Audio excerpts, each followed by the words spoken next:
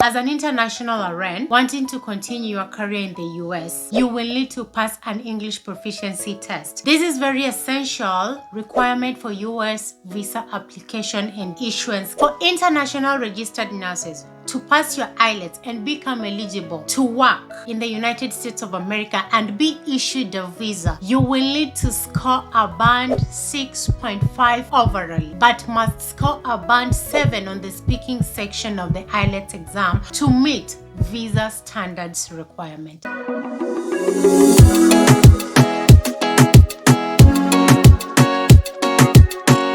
Today's video is a very interesting topic. We are going to talk about English proficiency test. When I started my USRN journey, I never knew at first at the back of my mind that I'll need an English proficiency test, because I was like, okay, we are taught, or the main language that they teach us with in school was English. So I never knew like English was going to be part of a test I need to take for me to come in the US as an international nurse. So very interesting. Yes, I did English exam, I passed, and today I want to talk about the English proficiency test and why it's important in your journey. If this is your first time here, guys, please do subscribe, please do share, please do comment, please do like. We are a community. We need to grow, we need to understand, and we need to put more light out there about international nursing. It's not only in the US, but nursing is like a passing board. You can school in US, you can school in Canada, in Africa, in Asia,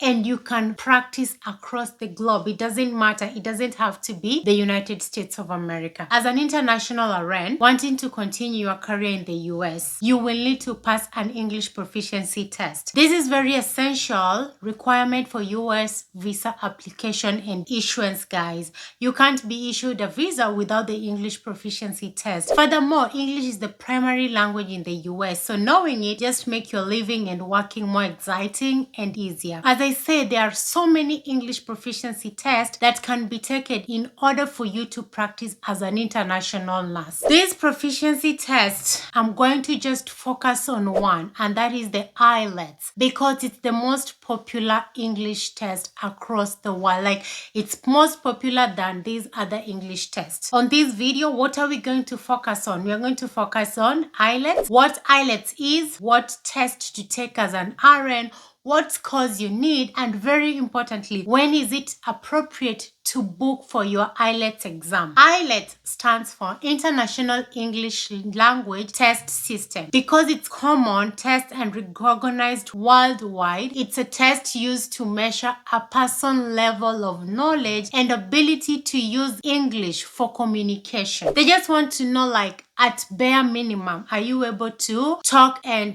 convey communication or information using the English language? There's no standard passing test of English, but what will passing mean for you as an international USRN? Passing Nclex would mean that a person will not encounter any issue practicing a profession in a country that uses English as its main language, such as Canada, UK, US, I believe Australia. So they just want to know, like, I'm from Kenya, right? Yes, we are taught in English and it's British English, but the main language, the national language that you'll find most people speak, even me, is Swahili. So English is not a common language you'll find people just sitting around the house and talking. Of course, today probably yes, but still there is the local dialect and Kiswahili, and this applies to major countries, those who speak Spanish. It's not only like in Africa, but so many countries don't speak English as their main language. For you to take IELTS is offered in two types of tests. You have the academic and the general. As an RN or as a medical professional with interest to work in the United States of America, you are required to sit for the IELTS academic, not the general. You'll need to sit for the IELTS academic. As I say, there is no pass or fail. You are ranked between a 0,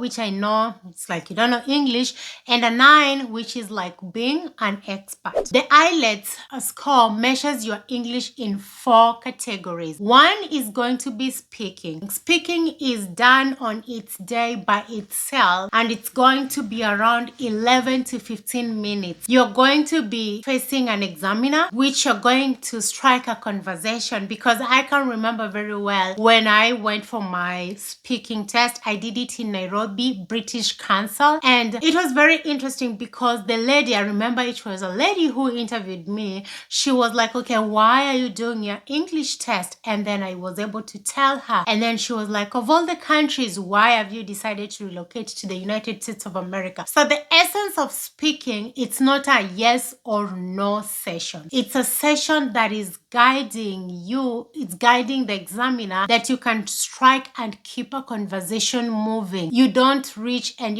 at a certain point and you're blank, you don't know what to say. You just need to keep the conversation flowing. You take pauses, and these pauses you say something like, that is so interesting. Oh, of course that will be true, but you take, by you saying that, that would be interesting, you're trying to think of what to say next. So just keep the conversation going and be relevant across the topic, and make sure when you're talking, talk about experience. Like when I was asked why the US, I just told them I've seen people move to the US via winning a green card, and they're able to develop and become the better version of themselves. That makes sense? After the speaking language, on the second day or on one day, you'll have to do 3 other parameters. We have the reading and the writing, both are 1 hour each, and then we have the listening, which is between 30 to 35 hours. So you need to prepare for IELTS. I tell people, you don't fail IELTS or you don't meet the parameters not because you don't understand English, but because the accent is so different. For me, that is what I'll say. You understand English, you talk English, but you can't communicate with each other fluently or without any issues because of the accent. And that is something I still face until today. The way I'm talking like this, there's somebody who, honestly, a patient will tell me, I don't understand what you're saying. And at times I'll tell a patient, can you say that again? Not because I don't know English, not because they don't know English, but it's because the accent and the type of English we're saying is totally different to each other. So I tell people, for you to sit for IELTS, you need to read. Yes, you need to do your research. And yes, there's information. YouTube has it, Google has it. Just do your due diligence and pass your English. For international registered nurses, to pass your IELTS and become eligible to work in the United States of America and be issued a visa, you will need to score a band 6.5 overall, but must score a band 7 on the speaking section of the IELTS exam to meet visa standards requirement. Yes, guys, you can get a band 8, but if you get speaking 6.5, then you have to redo your test because you've not met the US speaking standard. I hope that makes sense. So international RN, when is the best time to do your English exam? I'll say, personally, with my experience, I'll say take your IELTS exam as an international nurse when you've passed your Nclex. The reason why I say that is because IELTS has a 2-year window for it to expire. If you take it today is the 16th of May, right, of 2023, it will expire the 16th of May of 2025. That means if you don't pass your English and have your immigration within those 2 years, then it's null and void. You'll have to do another English test. So it's null and void and you'll have to do another English test. That's why I encourage people, first, especially if you're sponsoring yourself and you're going to pay for this English fee, go ahead and do your Nclex, and once you've passed your Nclex, go ahead and do your IELTS. So, who administer English exam or the IELTS exam? The IELTS exam is